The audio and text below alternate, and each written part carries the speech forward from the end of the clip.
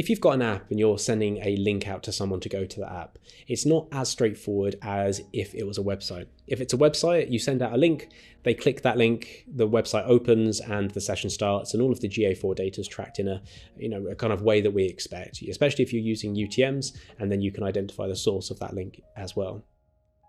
When it comes to apps, there's a couple of nuances. The first nuance is that they have to have the app installed. So what happens if they don't have the app installed? If you're linking off to open an app and they don't have it installed, what happens? And this is the concept of dynamic links.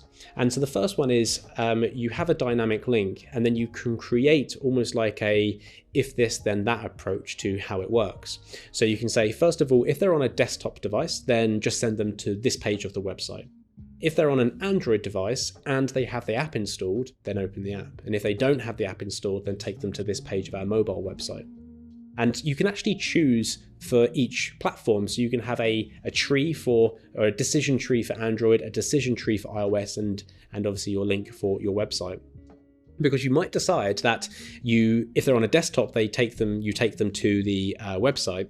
But if they're on an Android and they don't have the app installed, rather than taking them to the website, you might want to take them to the Android Play Store. And the same for iOS, or you might take them to the website, depending on what you want them to see or what them to do. So this is the nice thing about dynamic links, is you can actually choose depending on the sort of status of whether they have the app installed or not.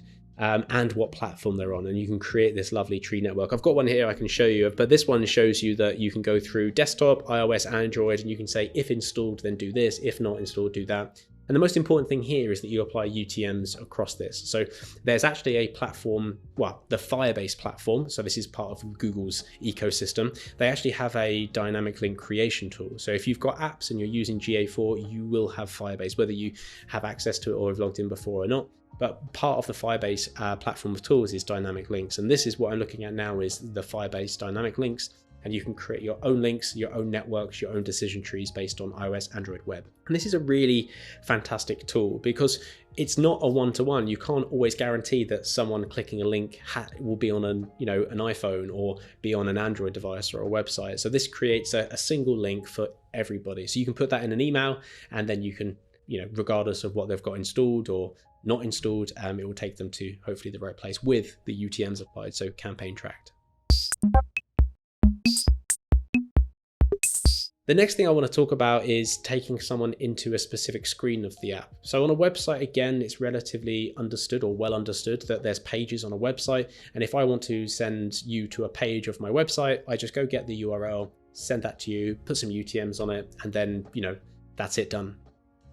On an app, though, it's slightly different. So out of the box, that's not the standard behavior. There is no real pages or screens, in a sense, the same kind of context that you can directly navigate someone to on an app. So when it comes to apps, you just open the app or you don't. So when you create these dynamic links, you can say, if they've got the app installed, open the app. But what if you wanted to say, if they've got the app installed, send them to this part of the app? And this is a process called deep linking, and deep linking has to be implemented via the developers on the app build side. And so in a sense, what you're doing is you're signposting each screen, or as many signposting bits as you would like. And then you can use that in your dynamic links. So if you wanted to say throughout the checkout process on the mobile website to have a link to say continue in the app, and you want to take them into the app they've got installed and carry on where they left off, you need a way or a system of doing that. And this is more development work, development time. Google or the Firebase ecosystem have their own way of doing that. It's deep linking. I'll link off to the documentation there.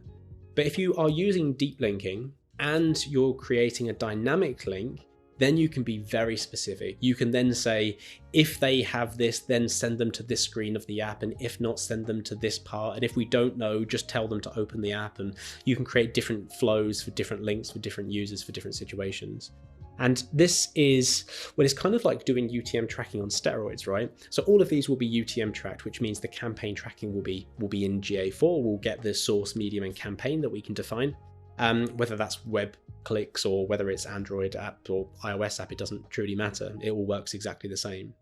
But where we can elevate that is to go by utilizing deep linking and taking people directly into different parts of the application. And I think that's the really interesting part here.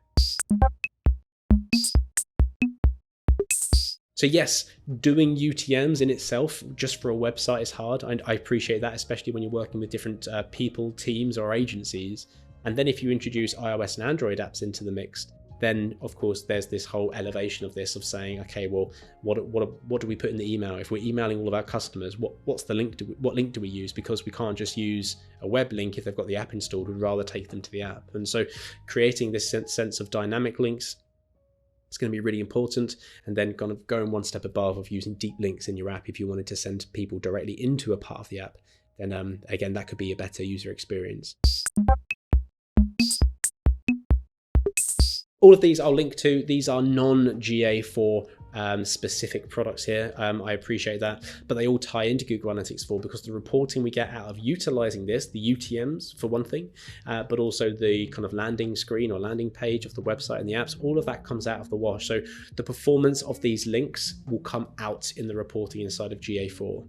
So yes, I'm not going to go into any more detail now in this video in the process of building these or how they work or where to go to set them up. I'll send off some documentation in the description of this video.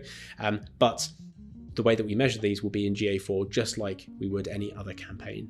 It's fundamentally just using UTMs, but it's a very clever approach to using UTMs and accounting for different platforms, iOS, Android, and web, and of course with the apps, whether they've installed them or not.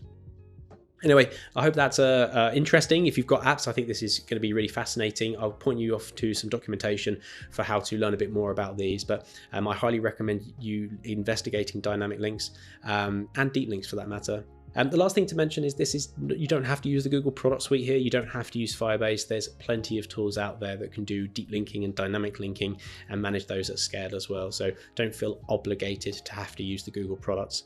The most important thing is that when they open the app or the website, UTMs are there, and that's the most important thing for the data side of things. So if you're using GA4, making sure you're campaign tracking things, that's fundamentally the most important. If you use the Firebase versions of these tools, then great. If you don't, then that's also fine. All right, thanks for watching, and I hope this was useful. I'll catch you in the next video.